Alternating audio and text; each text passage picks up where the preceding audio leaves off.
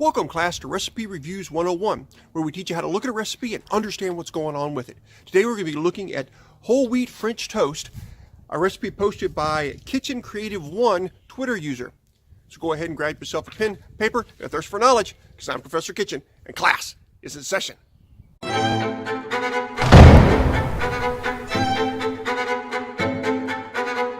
So with this whole wheat French toast recipe, it's billed on their website as a healthy French toast.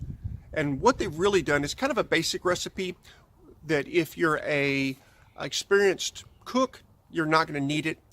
However, if you're a newbie cook who's just starting out and you're looking for something for French toast, but just a little bit more healthy, then this might be something that you'd be interested in. Quite honestly, they haven't changed out the ingredients a whole lot. They've just taken and done some minor exchanges for the stuff that you would normally use in French toast to some things that are considered a little bit more healthy. You'll see as we go through this. Let's look first at the ingredients. It says 4 egg whites. These no yolks involved. You're going to have to either buy just a container of egg whites, or you're going to have to separate the eggs yourself. 1/2 cup skim milk, 1 teaspoon vanilla extract, 1/2 teaspoon cinnamon, 4 slices of whole wheat bread, and then sugar-free syrup. Now, just looking at the ingredients, what I'm seeing here is that all they've done is taken basic French toast ingredients and just done some minor tweaks to them. So you could actually just take a regular French toast recipe and do the same tweaks to it and come up with the same thing. Or you could just take this recipe and ignore the low fat and the low sugar stuff and make regular French toast. For instance, they're only using egg whites. If you're using egg yolks, you'd probably just use, my dog's having a coughing fit. If you're using just normal eggs with both the whites and the yolks, then you could probably just use either 2 or 3 eggs. It uses skim milk. You could use regular milk if you're not worried about the fat intake. And it uses whole wheat bread, which if you don't like whole wheat bread, or you're not concerned with that, then you go with regular bread. And then, of course, sugar-free syrup.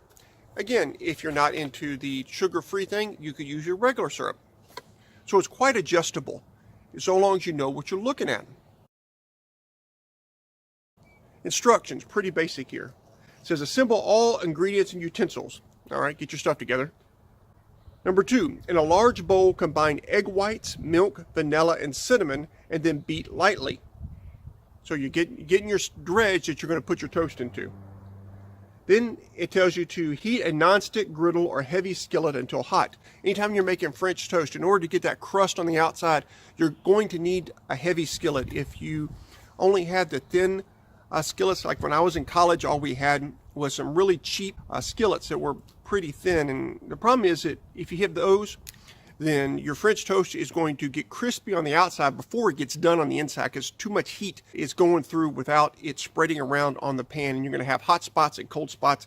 It's just not any good. You really do need something like cast iron skillet for this, which I love my cast iron, and they're very inexpensive compared to other nice skillets.